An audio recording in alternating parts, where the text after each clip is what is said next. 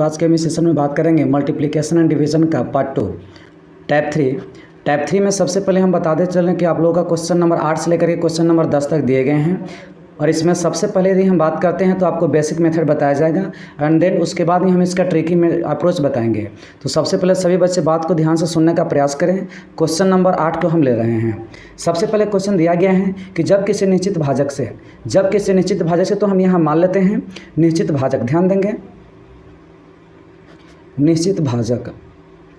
निश्चित भाजक बराबर हमने x मान लिया। आगे कहा गया है यहाँ पर कि निश्चित भाजक से दो अन्य संख्याओं में भाग दिया जाता है तो शेषफल क्रमशः 80 तथा 70 प्राप्त होता है।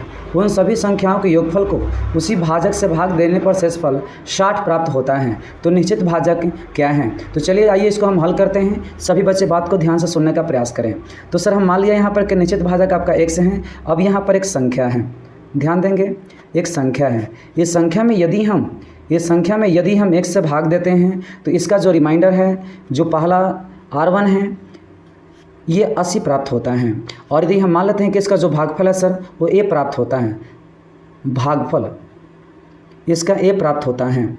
आगे यदि हम बात करते हैं एज वेल एज कि इसी भाजक से किसी अन्य संख्या में, ध्यान देंगे इसी भाजक से किसी अन्य संख्या में यदि हम भाग देते हैं तो इसका भागफल b प्राप्त होता है, इसका भागफल b प्राप्त होता है। जबकि इसका शेषफल r2 जो है ये 70 प्राप्त होता है।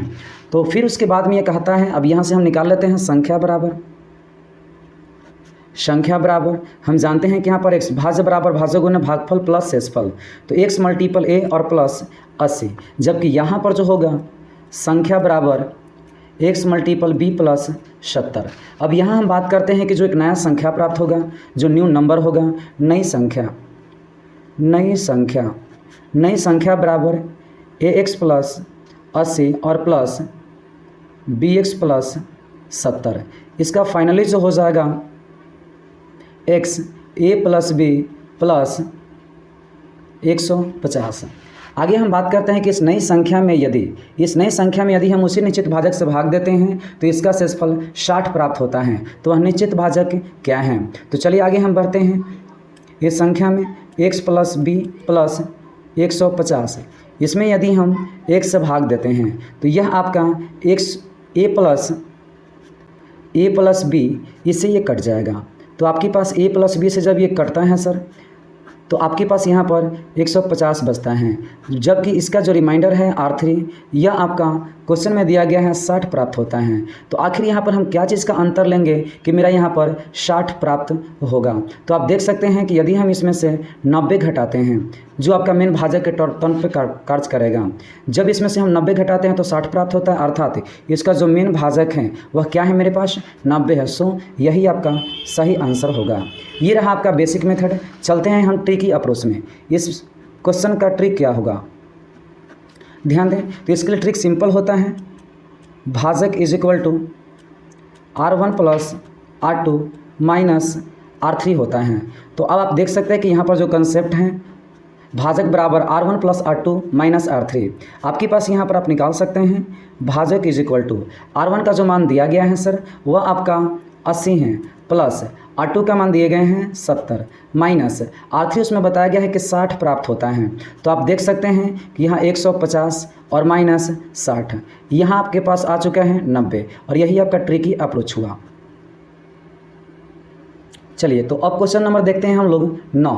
क्वेश्चन नंबर 9 में कहा गया है कि जब किसी निश्चित भाजक से दो अन्य संख्याओं में भाग दिया जाता है तो शेषफल क्रमशः 70 तथा 50 प्राप्त होता है। उन संख्याओं के योगफल को उसी भाजक से भाग देने पर शेषफल 40 प्राप्त होता है। तो निश्चित भाजक क्या है? आप ध्यान दें, फिर वैसे ही पूछा गया है कि भाजक क्या होगा यदि r1 एक निश्चित भाजक दिया गया हो। तो इसको भी हम ट्रिकी मेथड से ही हल कर रहे हैं, क्योंकि एक आपको बेसिक बताया जा चुका है। तो इसका जो r1 दिए गए हैं यह आपके पास 70 हैं, जबकि r2 इसका जो दिया गया है यह आपके पास 50 है, एंड देन r3 जो दिया गया है आपका यह आपके पास 40 है। अब यहाँ से हम निकालते हैं डिवाइज़र, जिसको आप भाजक कहते हैं। तो भाजक बराबर अभी आपको बताया गया है r1 plus r2 minus r3 होता है। तो r1 का मान 70 है, r2 का मान 50 है, जबकि r3 का मान 40 है। जब इसको आगे हम बढ़ाते हैं तो ये आपके पास देख सकते हैं 120 आ गया और माइनस ये आपका 40। जब इसको आप सब्ट्रैक्शन करते हैं तो ये आपके पास 80 आएगा और यही आपका सही आंसर होगा।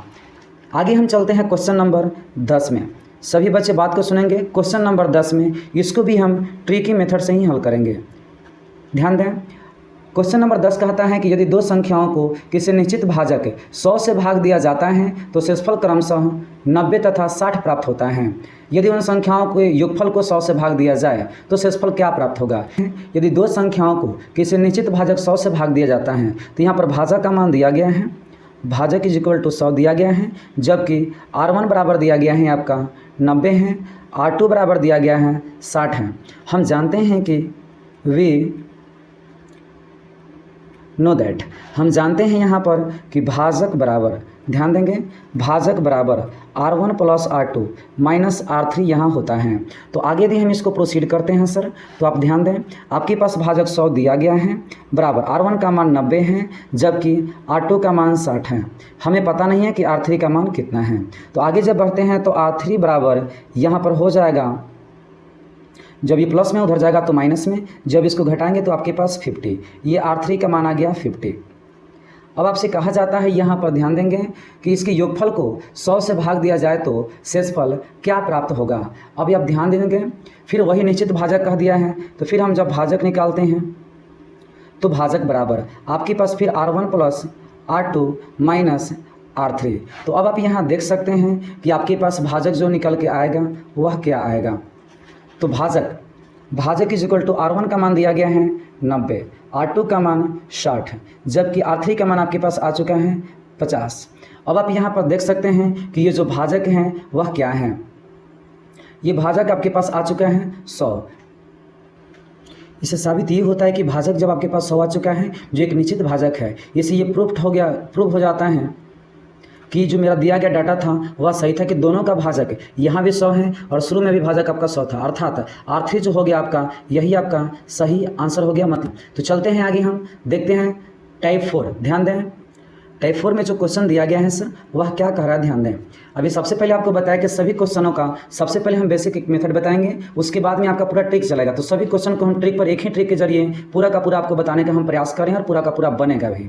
आगे हम बात करते हैं टाइप 4 में। टाइप 4 में टोटल 2 क्वेश्चन दिए गए हैं, 11 और 12। तो हम बारी बारी से हल करने का प्रयास करते हैं और देखिए इसको कितना शॉर्टली हम लोग हल कर सकते हैं। क्वेश्चन बोलता है कि जब दो संख्याओं के योगफल को बारी बारी से उन संख्याओं से गुना किया जाता है तो प्राप्त परिणाम क्रमशः 4000 तथा 2400 है, वे संख्याएं कौन सी हैं। तो ध्यान दें, जब इसमें योगफल कहा गया है तो क्रमशः 4000 और फिर उसके बाद में ये 2400 कह रहा है। तो इसको हम क्या करते हैं, एडिंग करके और तब इसका हम वर्गमूल लेते हैं। वर्गमूल लेने के बाद आप देख सकते हैं कि यहाँ पर आपके पास जो प्राप्त होगा वह आपका 80 प्राप्त होगा। इसलिए जब हम संख्या निकालते हैं तो संख्या बराबर ये 4000 बटा 80, जब ये कटेगा तो आपके पास यहाँ पर 50, एक संख्या आपके पास 50 हो जाएगा। एंड द नेक्स्ट इज, आगे हम बात करते हैं दूसरे नंबर का।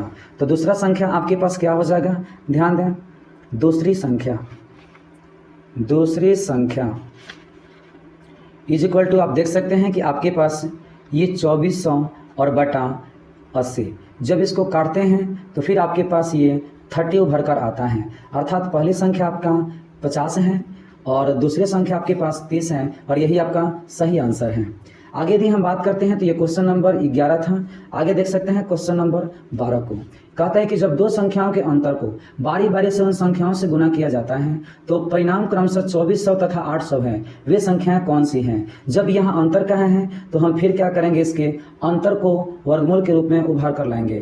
तो आपके पास 2400 है और फिर माइनस 800। जब इसको आगे हम प्रोसीड करते हैं सर तो आपके पास 1600 भी आएगा। तो इसका जो मेन वैल्यू आ गया वो 40 आ चुका है।